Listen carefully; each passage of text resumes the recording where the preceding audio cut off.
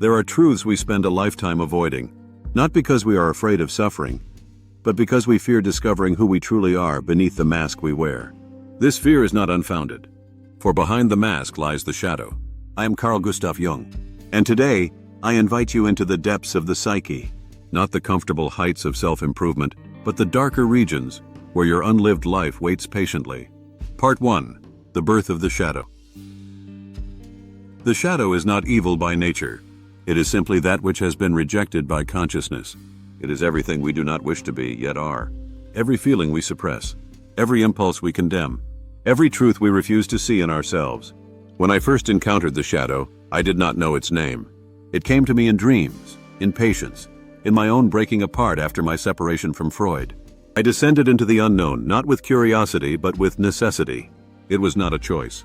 It was a calling. Your shadow is born the moment you say, "I am this," and simultaneously declare, "I am not that." From that moment on, you split. One half becomes the ego. The other, the hidden companion, follows you like a silent twin.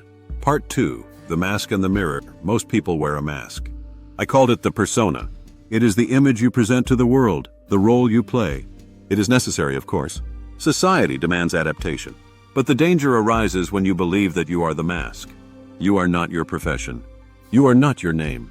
You are not your reputation. Beneath the persona lies the real person.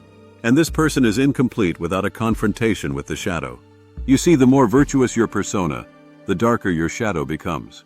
A man who pretends to be only good will be possessed by the very darkness he refuses to admit. It is not a question of whether you have a shadow. The only question is whether you are aware of it. Part 3. Projection and the enemy within. The shadow, when ignored, does not vanish. It projects. That which we refuse to see in ourselves, we begin to see in others. The faults you despise in your neighbor often live within you. Why do you feel intense anger toward the arrogance of others? Perhaps because your own arrogance remains unacknowledged. Why do you feel contempt for weakness? Perhaps because the weak child in you still weeps in silence. The enemy is never truly outside. The wars we fight in the outer world are often reflections of inner battles left unresolved. Projection is the most common form of unconsciousness, and it is the greatest barrier to true relationship. Part 4. Descent and confrontation. No one becomes enlightened by imagining figures of light, but by making the darkness conscious. I have said this, and I will say it again. To encounter the shadow is not a pleasant task.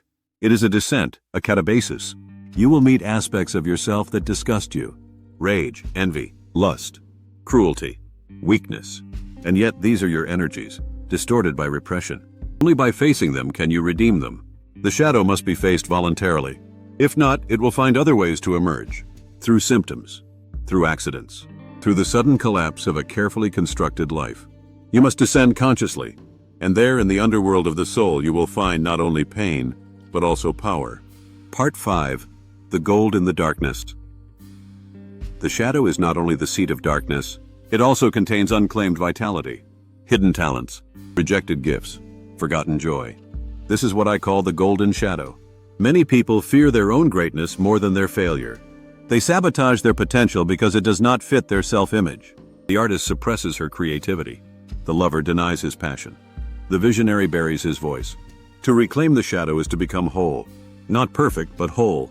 It is to accept contradiction, to integrate opposites, to become both lion and lamb. Individuation, the process of becoming oneself, is not the pursuit of light alone. It is the marriage of light and dark, the union of conscious and unconscious. Part 6. Archetypes of the shadow. Within the shadow live figures. Archetypes. The trickster who mocks your seriousness.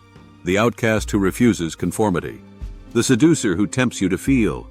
The warrior who demands confrontation. These figures are not enemies. They are messengers.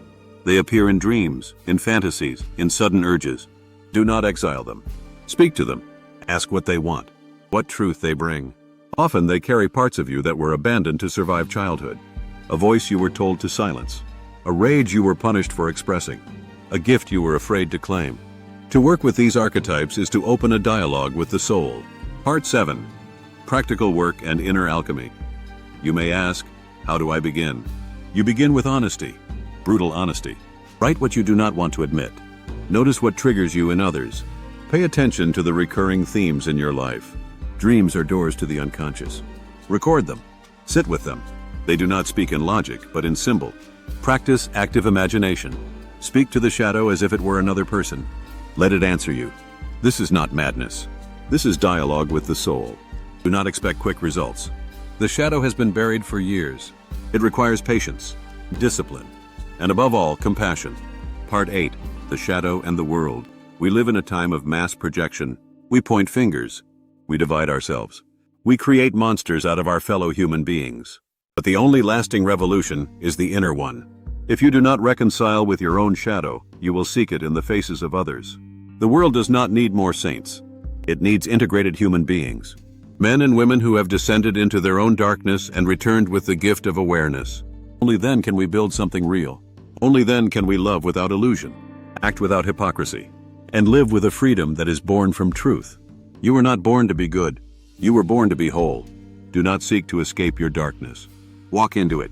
Sit beside it. Listen to it. For within it lies the key to your power, your passion, your purpose. And when you emerge, not cleansed but claimed, you will discover that what you feared was never evil, only unloved. This is the journey of the soul. This is the work of a lifetime. Welcome to the path. Until you make the unconscious conscious, it will direct your life, and you will call it fate. This powerful quote from Carl Jung introduces our journey today. Imagine standing at the entrance of a dark cave. The dim light barely reveals the shadows lurking inside. This symbolizes our unconscious, filled with thoughts, feelings, and parts we deny.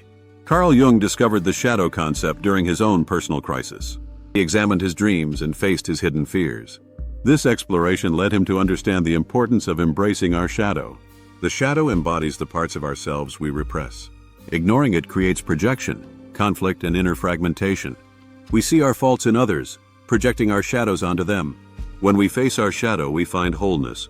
Jung experienced key moments that shed light on his shadow journey. One significant moment involved a dream revealing his buried anxieties. He faced his fears and turned them into sources of strength. Archetypes play a vital role in Jung's theory. The trickster challenges our perceptions. The inner rebel fights against social norms. The warrior represents courage and strength. Each archetype showcases our shadow traits. Jung believed shadow work fuels creativity and spiritual awakening. Embracing the shadow unleashes our full potential. Artists often draw from their hidden depths to create profound works. To illustrate this, consider a creative writer. They explore dark themes, revealing hidden emotions. This connection with their shadow enriches their work. As we reflect on our shadows, we begin to see patterns. Ask yourself, what do I notice in others that I refuse to see in myself? Moreover, contemplate, where am I pretending to be good while my shadow quietly controls me? These questions guide us toward self-discovery. We can engage in journaling as a powerful tool for exploration. Consider writing down feelings you often suppress. Allow yourself the freedom to express these emotions. Mirror work can also deepen this integration process. Stand before a mirror and acknowledge your fears. Speak kindly to yourself and accept the parts you hide. Additionally, consider symbolic rituals. Light a candle and meditate on your shadow. Embrace the courage to confront these hidden parts of yourself. To summarize, Carl Jung's shadow concept emphasizes embracing our hidden selves. Ignoring our shadow leads to conflict and projection. Facing it allows for authenticity, creativity, and freedom. Let's not forget Jung's reminder. Making the unconscious conscious is crucial in our lives. If this exploration resonated with you, like this video, share it with others, and subscribe to our channel for more content. Embrace your shadow and step into your true power. Thank you for joining us today.